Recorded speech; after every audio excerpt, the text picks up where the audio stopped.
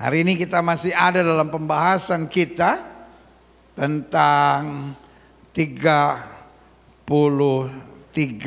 kesetiaan Tuhan dalam hidup kita. Sama-sama bilang sama saya, kesetiaan Tuhan saya sungguh sangat terbukti. Dan hari ini salah satu bukti kesetiaan Tuhan bahwa Dia tetap Tuhan yang menyembuhkan kita. Siapa yang percaya kesembuhan masih berlaku buat anak-anak Tuhan? Sama-sama bilang sama saya, kesembuhan masih berlaku. Sama-sama bilang sama saya, kesembuhan masih berlaku. Amin. Saya mengerti ada orang-orang yang akan kecewa dan berkata, para pendeta ini enak aja ngomong kesembuhan masih berlaku, kesembuhan masih berlaku.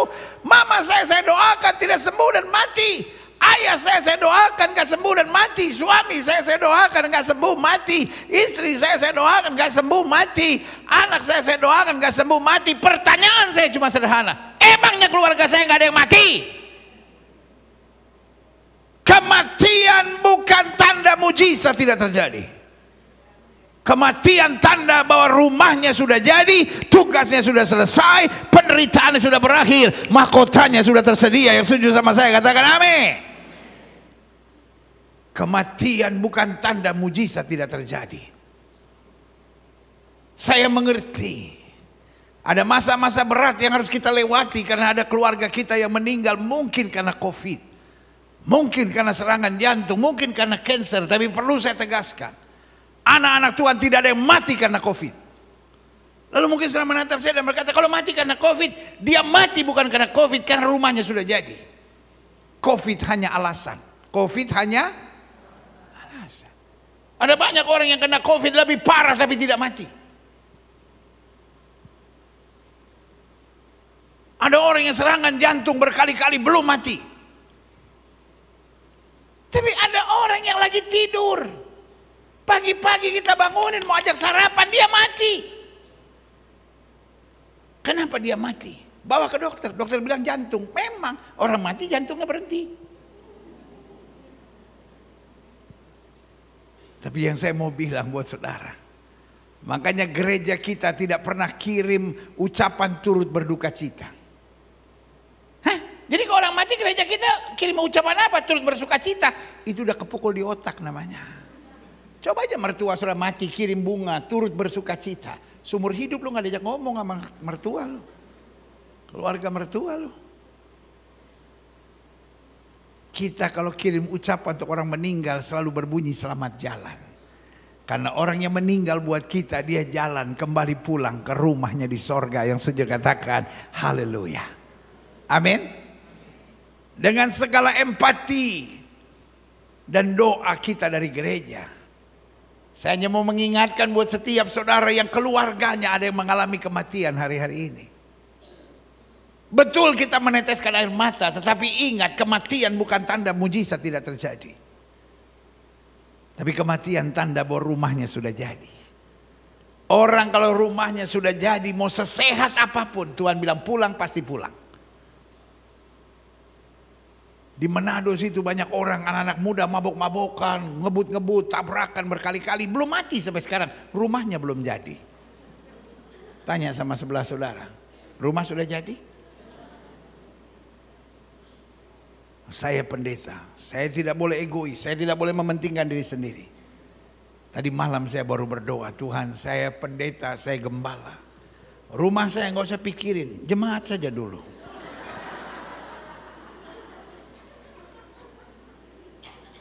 Jadi saya minta Tuhan untuk saya bisa melihat kira-kira bagaimana persiapan rumah saya, masih ukur kafling. Yang bagian ukur saya bilang, udah jangan urus saya dulu, jemaat dulu, jemaat. Kita pendeta harus mengalah. Dan sebagian saudara bilang, ya kalau mengalah gara-gara itu mah repot gitu. Saya mau tanamkan dalam saudara, kematian bukan tanda mujizat tidak terjadi.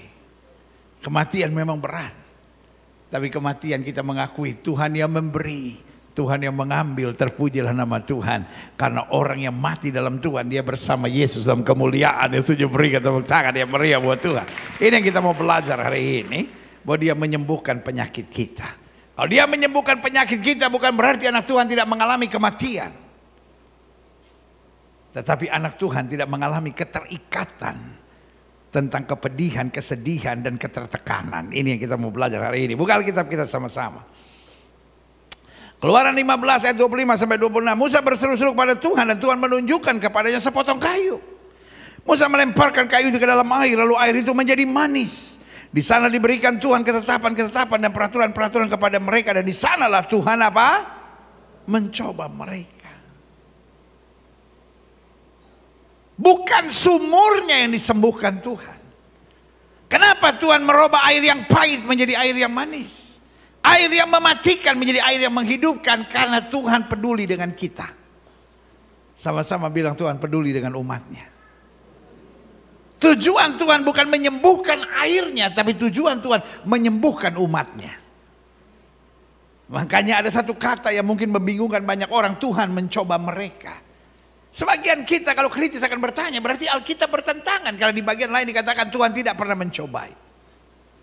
Jawaban saya sederhana, jangan pusing dengan istilah. Karena istilah yang ada dalam Alkitab seringkali merupakan terjemahan dari bahasa aslinya, yang kadang-kala penerjemahannya juga kurang pas. Tapi yang saya mau jelaskan, kita nggak pusing dengan istilahnya, tapi yang penting kita mengerti maknanya. Artinya Tuhan tidak pernah memberikan sesuatu yang melemahkan iman kita, yang menjatuhkan kita, yang menggoyahkan kita. Tetapi Tuhan memberi segala sesuatu yang terbaik buat kita. Kalaupun orang menyebutnya pencobaan, sebagian menyebutnya ujian, sebagian menyebutnya tantangan, sebagian menyebutnya pergumulan, sebagian menyebutnya proses, sebagian menyebutnya pembentukan, semua artinya sama. Allah turut bekerja untuk membuat kita makin kuat, makin dewasa, makin tangguh, makin jadi berkat, makin memuliakan Kristus. Berikan tepuk tangan yang meriah buat Tuhan. Yeah. Amin. Ayat 26. Firman-Nya, sama-sama bilang sama saya, firman Tuhan. Bilang sama sebelah saudara, bukan omongan orang. Bilang sama orang yang baru ngomong sama saudara, bukan doktrin gereja. Ayat 26 bilang apa? Firman-Nya. Apa firman-Nya? Jika kamu sungguh-sungguh mendengarkan suara Tuhan Allahmu dan melakukan apa yang benar di matanya, dan memasang telingamu pada perintah-perintahnya, dan tetap mengikuti segala ketetapannya, maka aku tidak akan menimpakan kepadamu apa? Penyakit manapun yang telah kutimpakan pada orang Mesir. Sebab bahasa Ibrani-nya bilang, Ani Yehova Rofe, akulah Tuhan yang menyembuhkan. Ayat ini merupakan Allah yang memperkenalkan dirinya dengan namanya, Ani Yehova Rofe. Aku Tuhan yang menyembuhkan. Berarti kesembuhan bukan hanya bagian dari janji Tuhan, tapi kesembuhan adalah bagian dari nama Tuhan, karakter Tuhan, keberadaan Tuhan, Dia yang menyembuhkan. Sama-sama bilang sama saya, kesembuhan bukan hanya bagian dari janji Tuhan, tapi kesembuhan adalah bagian dari nama Tuhan. Jadi kalau ada orang-orang yang bilang, saudara-saudara, Tuhan tidak lagi menyembuhkan, pertanyaan saya, apakah itu berarti Tuhan merubah namanya? Karena nama Tuhan menggambarkan keberadaan Tuhan. Sehingga buat saya jelas, Dia tetap Tuhan yang menyembuhkan. Jemaat Gereja Bethel Indonesia Globe Fellowship Center, baik yang ada di ibadah maupun yang ada di ibadah online, jangan pernah tertarik untuk berdebat sama siapapun tentang Alkitab. Saya mengerti ada orang-orang yang pakai ayat itu ketika, ada orang yang pakai ayat itu yang berbunyi begini, mujizat akan berlalu ketika yang sempurna datang. Lalu penafsirannya menurut saya sangat tidak bertanggung jawab dan sangat rancu. Karena mereka menafsirkan yang sempurna datang ketika Alkitab di kanon. Karena Alkitab di kanon maka disebut itulah kesempurnaan datang. Itu adalah penafsiran yang sangat tidak berdasar dan tidak bertanggung jawab. Karena dalam Alkitab menjelaskan bahwa kita tinggal di kemah sederhana. Tetapi ketika yang sempurna datang, kita tinggal pada kemah yang kekal. Dan apa itu sempurna? Ketika kita sampai di sorga, Kristus datang kembali. Berarti apakah mujizat akan berakhir? Amin. Mujizat akan berakhir. Apakah kesembuhan akan berakhir? Amin, akan berakhir. Kapan berakhirnya? Ketika kita tiba di sorga. Karena di sorga tidak ada orang bengek yang butuh mujizat. Gak mungkin kalau lagi penyembahan ngek. Di sorga gak ada orang mencret. Karena gak mungkin sementara penyembahan guru izin mules. Di sorga tidak ada anak kena ginjal akut. Di sorga tidak ada yang kena COVID sampai malaikat berkata, kamu isolasi dulu. Di sorga kita nggak butuh mujizat. Di sorga kita ada dalam kemuliaan bersama Kristus sampai selama-lamanya. Berikan tepuk tangan yang meriah buat Tuhan. Haleluya. Klik. 1 Petrus 2 ayat 24. Ia sendiri telah memikul dosa kita dalam tubuhnya di kayu salib, supaya kita yang telah mati terhadap dosa hidup untuk kebenaran. Perhatikan baik bagian terakhir, kita baca sama-sama 1, 2, 3. Oleh bilur-bilurnya kamu,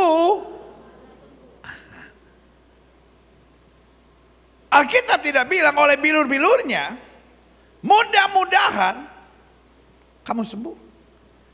My God is not a mudah-mudahan God. Allah saya bukan Allah mudah-mudahan. Oleh bilur-bilurnya kamu apa? Akan atau telah? Akan atau telah? Kenapa telah? Karena harganya sudah lunas dibayar. Yesus sudah proklamasikan, sudah selesai. Berarti kesembuhan bukan perjuangan, tapi kesembuhan kita mengimani apa yang sudah Kristus bayar. Sama-sama bilang Yesus sudah bayar harganya. Saya tinggal terima dengan iman. Amin. Kita lihat selanjutnya, klik. Ayat terakhir yang saya mau sudah belajar. Ibrani 13 ayat 8. Kita baca sama-sama ya, 1, 2, 3. Yesus Kristus tetap sama baik kemarin maupun hari ini dan sampai selama-lamanya. Sama dalam apa? Potongan rambutnya? No. Sama dalam apa? Tatapan matanya? No. Sama dalam apa? Kuasanya. Kalau waktu dia hidup melayani, dia usir setan, maka sampai hari dia melepaskan kita dari setan. Kalau waktu dia hidup melayani, dia memberkati. Petrus yang tangkap ikan sepanjang malam gak dapat apa-apa, artinya dia gagal. Dia kekurangan, dia gak dapat apa-apa. Tapi Yesus bilang tebarkan jalamu di sebelah kanan perahu, dia tangkap ikan begitu banyak sampai perahunya hampir tenggelam. Artinya yang gagal, yang susah, yang menderita, dia ubahkan menjadi hidup yang diberkati. Kira-kira dia masih lakukan hal yang sama? Dia kasih duit ke sama Petrus? Dia kasih ikan ke sama Petrus? No. Dia kasih, astaga, saya pikir jemaat semangat, jalan. Dia nggak bilang sama Petrus, oh kamu lagi susah ya, saya kasih duit ya. Dia kasih apa? Jalan. Artinya sekarang tergantung Petrus. Petrus bisa saja menatap Yesus bilang emoh. Artinya nggak mau. Siapa yang harus tebarkan jala? Yesus atau Petrus? Siapa yang harus tarik jala itu? Siapa yang harus kumpulkan ikan itu? Petrus. Yesus hanya kasih jala. Kalau kelihatannya dia belum tolong kita, saya khawatir bukan Tuhan nggak tolong, kita nggak taat dengan jalan yang Tuhan berikan buat kita. Are you with me? Ngerti nggak apa yang saya sedang ngomong hari ini? Jangan salahkan Tuhan untuk semua problem yang kita terima. Tapi tanya sama Tuhan, what should I do? Apa yang harus saya buat untuk saya dapat menikmati semua yang Tuhan sudah janjikan dalam hidup saya? Saja katakan amin. Waktu dia hidup melayani, dia menyembuhkan orang sakit. Bahkan bapak yang 38 tahun menderita lumpuh, Yesus tanya sama bapak itu, maukah engkau sembuh? Pak, Bu,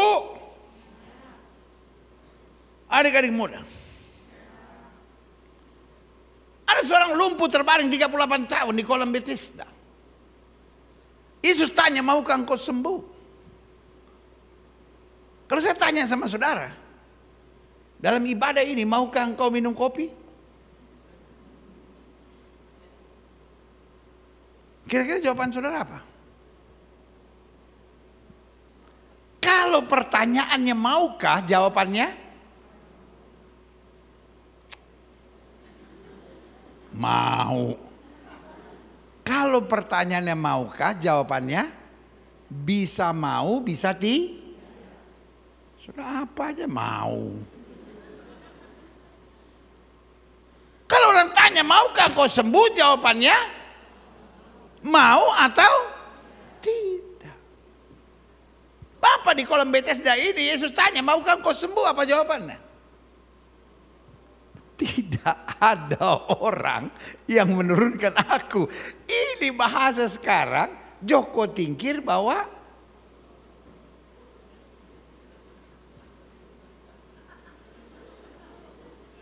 nggak nyambung. Iya, nggak nyambung ini. Yesus tanyanya, maukah engkau sembuh? Dijawab apa? Tidak ada orang. Jadi kita tahu kenapa dia 38 tahun sakit, bukan karena mujizat tidak terjadi.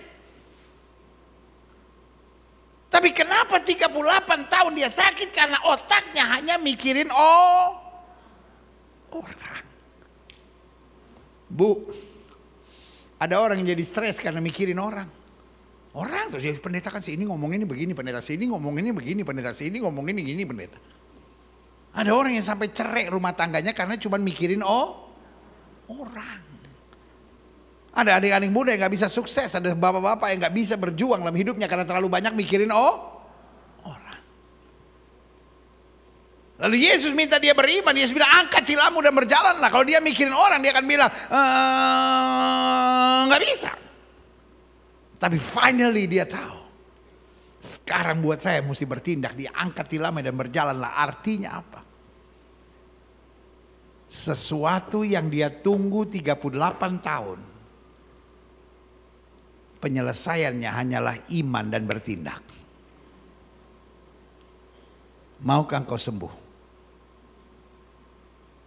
Pak, maukah engkau sembuh? Ibu, maukah engkau sembuh? Adik-adik muda, maukah engkau sembuh? Maukah rumah tanggamu sembuh? Maukah keadaan ekonomimu sembuh? Waktu engkau bertindak dan berjalan dalam jalan Tuhan, apa yang tidak pernah kau pikirkan, itu yang Tuhan sediakan. Berikan tepuk tangan yang meriah buat Tuhan. Nah, saya pelajari salah satu masalah serius di akhir zaman, orang Kristen mulai meragukan kuasa kesembuhan Kristus. Why? Satu,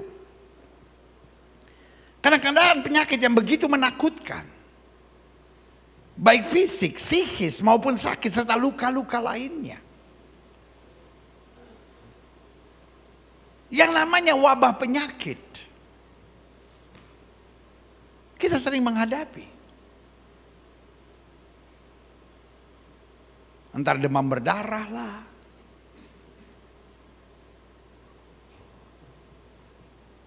entar malaria lah. Kalau sudah pernah pelayanan di Papua, sudah ngerti apa maksud saya. Entar polio lah. Indonesia cukup sering menghadapi wabah-wabah penyakit. Dan wabah yang mungkin waktu itu sempat sangat serius adalah SARS. Karena Singapura, Hong Kong, beberapa bagian China, kalau saya nggak salah juga Kanada waktu itu sebagiannya, sempat kena, menakutkan. Tapi hanya beberapa negara tertentu tiba-tiba di awal-awal tahun 2020 COVID seluruh dunia. Ganti-ganti nama lagi. Pertama namanya COVID doang. Punya marga. COVID Delta. Tiba-tiba ganti nama marga, nama depannya tetap COVID, cuman jadi COVID Omikron, dan gejalanya selalu sama, mulai turun, naik lagi. Sekarang kita udah senang-senang nikmat, mulai ribut lagi XBB. Dulu PSBB, sekarang XBB. Mulai tiba-tiba di Jepang, dari Jepang pindah ke Amerika, dari Amerika pindah Cina, tiba-tiba pindah Singapura. Yang kita udah nggak pernah lihat gambar orang lagi pakai apa tuh namanya, oksigen, tiba-tiba mulai lagi ada lagi. Sampai kita kalau lihat COVID kita bilang, COVID, kau tercapek ke apa?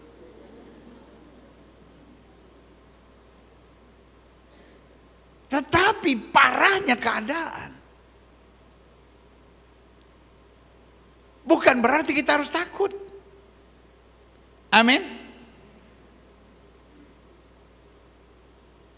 Karena cerita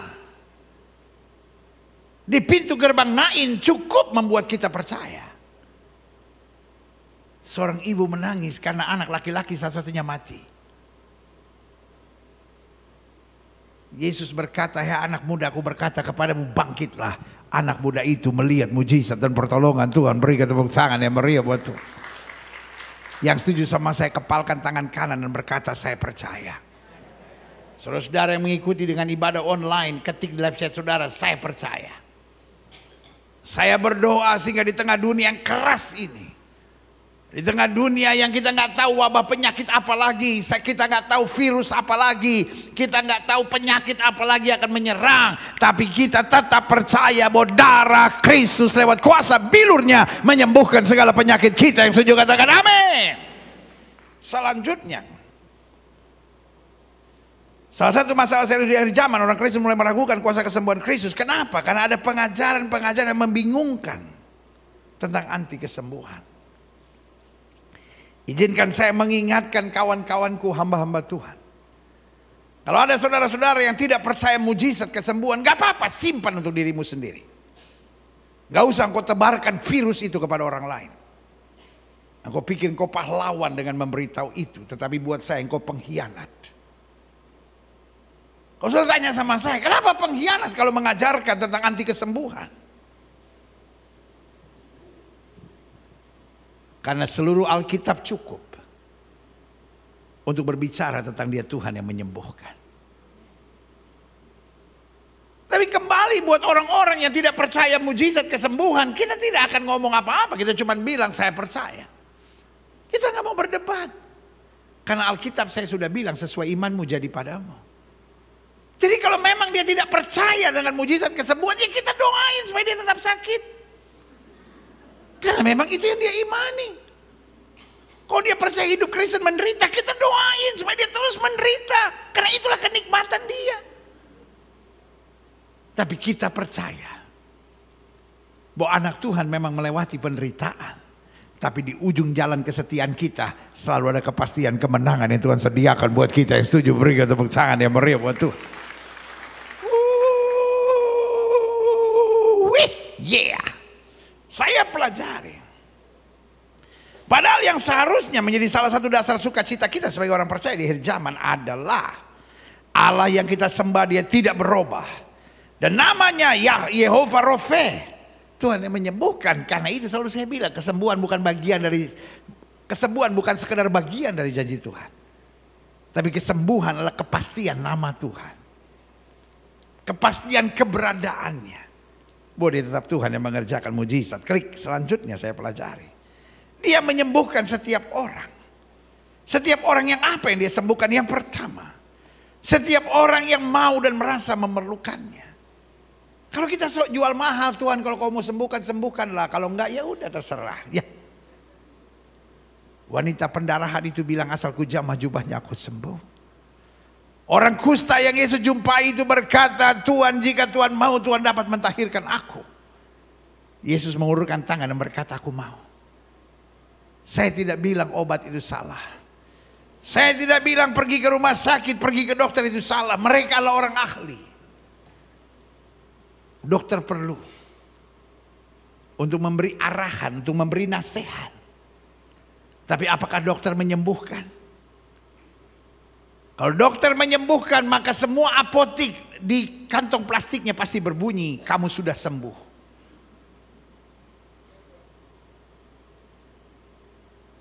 Tapi ada banyak orang yang berkata, buktinya juga banyak pendeta tumbang tangan orang gak sembuh. Saya hormati dan saya hargai. Pertanyaan saya, apakah semua orang yang ke dokter dan ke rumah sakit pasti sembuh? Kalau semua orang yang pergi ke rumah sakit dan pergi ke dokter pasti sembuh, tidak ada kamar jenazah. Setuju? Tidak semua orang ke dokter dan ke rumah sakit pasti sembuh. Tapi satu yang saya tahu, setiap orang ke dokter dan ke rumah sakit pasti bayar.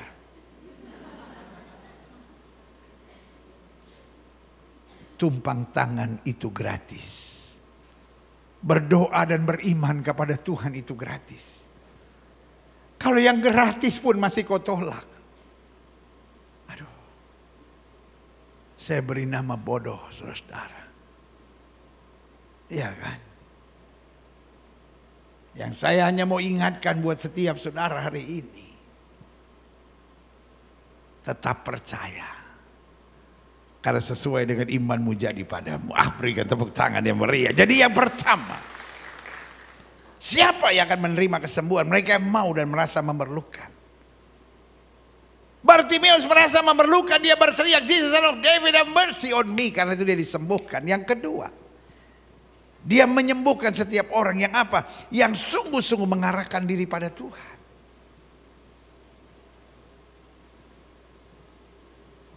Yairus datang mencari Yesus.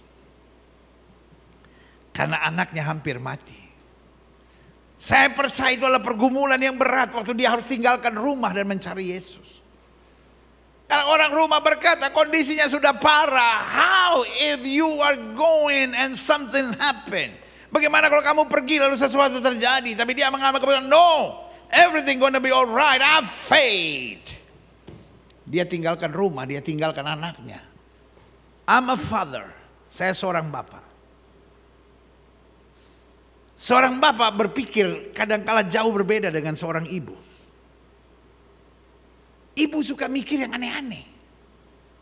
Hanya ibu-ibu yang kalau anaknya sakit suka bilang begini, nah biar mama aja yang sakit, biar mama aja yang sakit.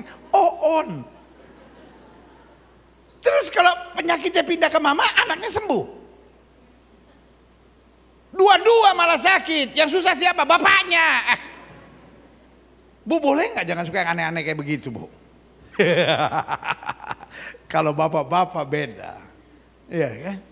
Kalau ibu-ibu, anak sakit menangis. Bapak-bapak anak sakit nggak pernah menangis. Anak sakit dia temani, dia berjuang. Itu bapak-bapak. Kalau ibu-ibu anaknya sakit, aduh kamu sakit. Bapak-bapak enggak. Anaknya sakit, dia gendong, dia bawa ke dokter. Sampai dokter lihat tagihan, baru nangis.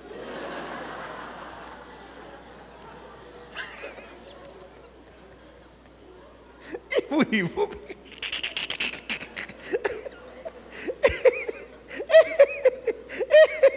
Ibu-ibu tuh soalnya pakai perasaan. Kalau bapak-bapak pakai otak. Jadi waktu dia lihat tagihan, waktu anak sakit dia nggak nangis, lihat tagihan, ya Tuhan, aduh, berat. Dan minta diskon sama dokter kan nggak bisa, ya kan? Kan dokter pakai 2 stetoskop di sini kan? Boleh diskon 50%, tapi cuma 1 yang dia pasang. Nah, yang sebelah sini nyak dengar dia. Jadi as a father I know. Pasti Yairus bilang, till the last breath, sampai napas terakhirnya, dia harus ada di tangan saya. Tapi waktu dia harus ambil keputusan untuk meninggalkan anaknya, buat saya itu very hard decision. Tiba-tiba dia lari menjumpai Yesus. Pas dia sampai ketemu Yesus, dia bilang, I have a daughter, very sick. Berita yang sangat menggembirakan. Yesus nggak cuma bilang, oke, saya doain. Yesus bilang apa? I will come to your house. Wow! Mungkin dia lompat-lompat bahagia. Yesus mau datang. Tapi sementara di perjalanan ada seorang wanita yang 12 tahun pendarahan, dia jamah ujung jubah Yesus. Yesus berhenti. Yesus bertanya, "Who touched me?" Saya menggambarkan kalau saya jadi Yairus, mungkin saya bilang, "Bu, ibu kan 12 tahun tambah seminggu kan gak apa-apa, Bu. Anak saya udah mau mati, Bu. Udah gak usah pegang-pegang jubahnya, kenapa, Bu?" Yesus pakai berhenti lagi. Saya lagi berpacu dengan waktu. Mungkin saya bilang, "Guru, biarin aja deh, biarin, Guru. Anak saya tolong." Tiba-tiba dari kejauhan dia lihat keluarga ada yang lari. Astaga. Mungkin perasaan yang gak enak. I feel something's not good inside. Tiba-tiba orangnya bilang, "Jangan susahkan guru. Anakmu mati." Kalimat itu bukan sekedar anakmu mati. Kalimat itu berarti you just made a wrong decision in your life. Kamu baru saja mengambil keputusan yang salah. Anakmu mati tanpa engkau mendampingi. Waduh. Every father akan nangis ancur-ancur itu. Karena ngerasa harusnya saya tetap di situ. Buktinya gara-gara perempuan ini Yesus gak jadi datang. Tetapi yang menarik, waktu dia memandang wajah Yesus, Yesus bilang begini, "Jangan takut, percaya saja." Dia lihat keluarganya sedang menangis dan berkata, "Anakmu gak tertolong." Dia pandang Yesus. Yesus bilang, "Jangan takut, percaya saja." Dia memilih untuk mengarahkan hidupnya pada Yesus. Kadang-kala kita merasa, "Aduh, penyakit saya parah." Kadang-kala kita merasa, "Aduh, udah gak ada jalan. Aduh, dokter udah angkat tangan." Tapi selama kita mengarah kepada Yesus, selalu ada kemenangan yang luar biasa. Berikan tepuk tangan. Selanjutnya, dia menyembuhkan setiap orang yang apa? Beriman dan meyakini. Yesus sampai di Nazaret, tidak ada yang bisa disembuhkan di sana. Karena mereka bimbang dan tidak percaya. Selama kita beriman dan percaya, gak selamanya mujizat terjadi di hari itu. Gak selamanya mujizat terjadi di minggu itu. Gak selamanya mujizat terjadi di bulan itu. Gak selamanya mujizat terjadi di tahun itu. Tapi kita gak menyerah. Kita gak putus asa. Karena kita tetap tahu waktu Tuhan itu yang terbaik buat kita. Berikan tepuk tangan yang meriah. Selanjutnya, saya simpulkan, dia menyembuhkan setiap orang yang mengerti tentang kuasanya yang tidak terbatas. Amin. Kuasanya tidak terbatas. Makanya ketika orang kusta itu datang pada Yesus, dia bilang, "Tuhan, jika Tuhan mau, Tuhan dapat mentahirkan aku." Yesus sempat tanya enggak? "Emang nganape penyakit apa?"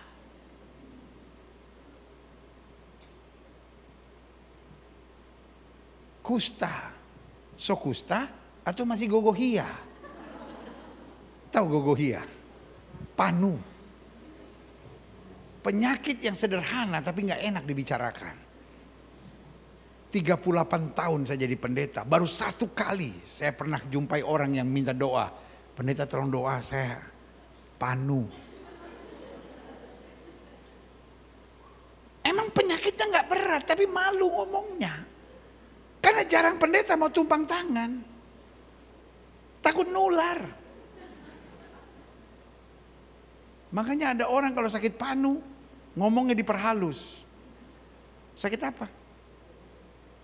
Di antara yang hitam ada yang putih. Di antara yang putih ada yang hitam. Panu itu pasti.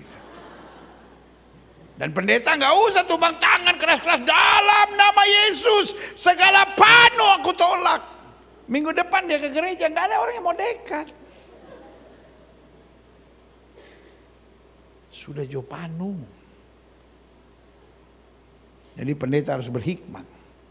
Sambil tumpang tangan menyanyi, "Biarlah yang hitam menjadi hitam, jangan harapkan jadi putih." Bukan Roh Kudus, Roh Rinto itu.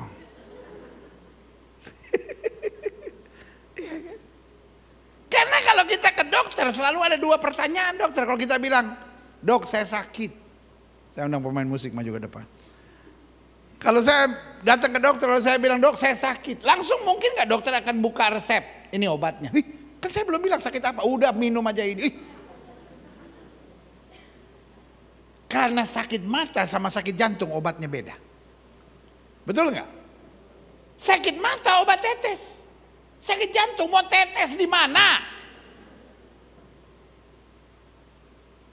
Yang kedua, setelah saya bilang oke, saya sakit pinggang. Pertanyaan kedua biasanya dokter tanya apa? Sudah berapa lama? Karena sakit pinggang baru semalam, jangan-jangan ngangkat sesuatu, tak salah, goyang dikit. Tapi kalau sudah 14 tahun, sudah miring-miring itu namanya. Ngerti gak maksud saya? Orang ini datang dan bilang, Tuhan, jika Tuhan mau, Tuhan dapat mentahirkan aku. Alkitab saya bilang apa? Yesus mengulurkan tangannya dan berkata, aku mau. Seketika itu juga dia tahir. Kenapa seketika itu? Karena dia mengerti kuasa Yesus. Amin. Selain tadi Kapernaum, seorang perwira datang kepada Yesus dan berkata, hambaku sedang menderita. Yesus bilang, I will come to your house. Tiba-tiba dia bilang apa? I am not worthy. I'm a man under authority. Saya seorang yang mempunyai otoritas. Di bawahku ada prajurit. Kalau aku katakan pergi, maka pergi. Kalau aku katakan datang, maka dia akan datang. Berarti perwira di Kapernaum ini melihat Yesus sebagai pribadi yang luar biasa. Dia bilang begini sama Yesus, cukup katakan sepatah kata. Yesus bilang apa? Iman sebesar ini tidak pernah kujumpai. Waktu kita beriman, kita nggak bimbang, kita nggak menyerah, kita nggak putus asa, maka kuasa Tuhan bekerja sempurna. Berikan tepuk tangan yang meriah. Saya undang kita semua bangkit berdiri. Aku punya Tuhan yang besar, yang telah berjanji dan sanggup menggenapi imanku, bersepakat percaya kuasanya. Ku terima sekarang.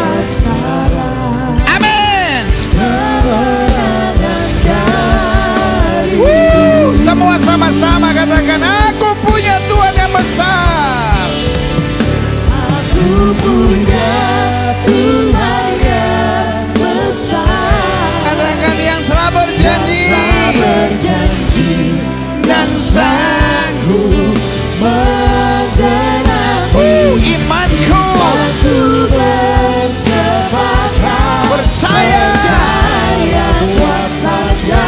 Ku terima sekarang. Ku terima sekarang. Amin. Kemenangan darimu.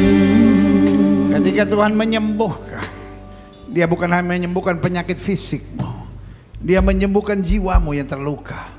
Dia menyembuhkan karaktermu yang sakit. Mungkin kau seorang yang emosian, mungkin kau seorang yang cepat dendam, kau mungkin seorang yang iri, mungkin kau seorang yang dengki, mungkin kau orang yang gak bisa mengampuni, mungkin kau orang yang memaksakan kehendak.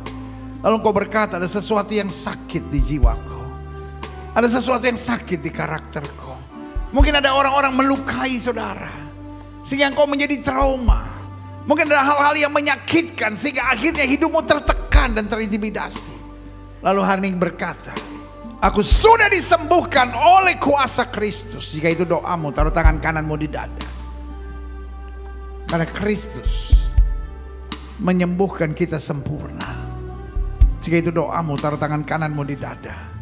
Sehingga mulai hari ini kau bebas dari benci, kau bebas dari dendam, kau bebas dari sakit hati, kau bebas dari ketertekanan, kau bebas dari depresi, Kau bebas dari rasa bersalah. Kau bebas dari intimidasi kuasa kegelapan. Jika itu doamu, taruh tangan kananmu di dada. Bahkan karakter-karaktermu yang sakit dilepaskan oleh kuasa kemuliaan Kristus. Jika itu doamu, taruh juga tangan kananmu di dada. Setiap saudara ingin didoakan, taruh tangan kanan saudara di dada. Boleh angkat tangan dua-dua tinggi-tinggi. Izinkan saya berdoa. Bapa, kami angkat tangan kami dua-dua. Karena kami percaya waktu firman-Mu dinyatakan, kami disembuhkan. Jiwa yang terluka, kalau ada yang terikat dengan trauma, kalau ada yang terikat dengan kepahitan, kalau ada yang terikat dengan kebencian, iri, dengki, kami lepaskan dalam nama Yesus. Kuasa kesembuhan Tuhan mengalir, sehingga ini kami dapat berkata, kami dimerdekakan, kami disembuhkan, kami dipulihkan, kami ciptaan yang baru. Kami tidak lagi carrying trauma. Kami tidak lagi membawa sakit hati, kepahitan, benci, dendam, dan karakter-karakter yang buruk. Dilepaskan, disembuhkan. Karena Tuhan tidak memberikan jalan keluarnya langsung. Tapi Tuhan memberi arahan buat kita untuk bertindak. Sampai kami melihat kemuliaan Tuhan dinyatakan. Kadangkala kita nggak sembuh-sembuh, kita nggak pulih-pulih karena kita sibuk sama orang. Kadangkala kita nggak sembuh-sembuh, kadangkala kita nggak pulih-pulih. Karena kita tunggu Tuhan yang tebarkan jala, bukan Tuhan yang tebarkan jala. Dia beri jalan buat kita. Kitanya yang harus bertindak. Terima kasih ya Roh Kudus. Terima kasih buat kasih karunia Tuhan. Hamba juga doa buat yang sakit, siap saudara yang sakit. Hari ini kau sudah dengar. Kesembuhanlah hak mutlak kita sebagai orang percaya. Jika engkau sakit, letakkan tangan kananmu di bagian tubuhmu yang sakit dan angkat tangan kirimu ke atas. Jemaat Tuhan yang ada di rumah masing-masing juga imani kuasa Tuhan. Bapa, janjimu ya dan amin. Firman-Mu berkata, orang percaya akan tumpang tangan buat yang sakit dan yang sakit akan disembuhkan dengan iman. Kami praktekkan firman Tuhan ini. Kami letakkan tangan kanan kami di bagian tubuh kami yang sakit. Kami tolak sakit penyakit, kami tolak kelemahan tubuh, kami tolak campur tangan kegelapan, kami patahkan kuasanya di dalam nama Yesus. Saya setan sakit penyakit, kau tidak punya kuasa atas tubuh orang percaya, karena tubuh kami telah dibeli dengan harga yang mahal, itu darah Yesus. Kami imani kesembuhanlah hak mutlak kami sebagai anak Tuhan. Segala virus, bakteri, kuman, infeksi, serangan setan, kutuk, kuasa kegelapan, kami patahkan keluar dalam nama Yesus. Kuasa kesembuhan, berkat, mujizat mulai terjadi karena kami percaya Yesus kami tidak berubah dulu, kemarin, hari ini dan sampai selama-lamanya. Dengan iman kami nyatakan oleh bilur-bilur Kristus, kami yang percaya sudah dijamah dan disembuhkan Tuhan dengan kuasa-Mu yang luar biasa. Haleluya. Inilah tepuk tangan sorak-sorai kemenangan kami, tepuk tangan sukacita kami karena Yesus menyembuhkan kami. Terima kasih Bapak. Setiap saudara yang sudah doakan untuk kesembuhan, tanamkan dalam rohmu kesembuh oleh bilur Yesus. Jangan bimbang karena Alkitab berkata sesuai dengan imanmu jadi padamu. Di atas kayu salib Yesus berkata sudah selesai. Semua harga dosa, harga penyakit, harga penderitaan sudah diselesaikan Yesus di atas kayu salib. Tinggal kita iman, kita tahu baginya tidak ada perkara yang mustahil. Silakan turunkan tangan, Tuhan berkati. Bapa, hamba mengasihi jemaat-Mu satu persatu. Apa yang Tuhan taruh di hati hamba sudah hamba sampaikan bagi umat-Mu. Hamba doa firman termeterai. Apa saja yang mereka kerjakan dibuat Tuhan berhasil. Mereka gak akan turun tapi naik. Mereka gak akan jadi ekor, mereka jadi kepala. Hari-hari yang penuh mujizat boleh menjadi bagian hidup mereka. Bahkan rumah tangga mereka boleh diberkati sehingga mereka dapat berkata, keluargaku adalah sorgaku dan rumahku adalah istanaku. Terima kasih Bapa. Bangsa negara kami Indonesia selamatkan ya Allah. Damai sejahtera atas Indonesia. Umat mayoritas di bangsa ini Tuhan pimpin, Tuhan tuntun, Tuhan bawa pada damai sejahtera dan keselamatan. Bapak Presiden, Wakil Presiden, para menteri, pejabat di pusat dan di daerah, polisi, tentara, Kapolri, Panglima TNI, lembaga-lembaga tinggi negara, lembaga-lembaga tertinggi negara selalu dalam pemeliharaan Tuhan. Pemimpin-pemimpin kami jauhkan dari malapetaka, mara bahaya, dari segala niat orang jahat dan kuasa kegelapan, dukun-dukun, paranormal, penasehat spiritual, bahkan roh rakus, roh serakah, roh korupsi dipatahkan dari pemimpin-pemimpin kami.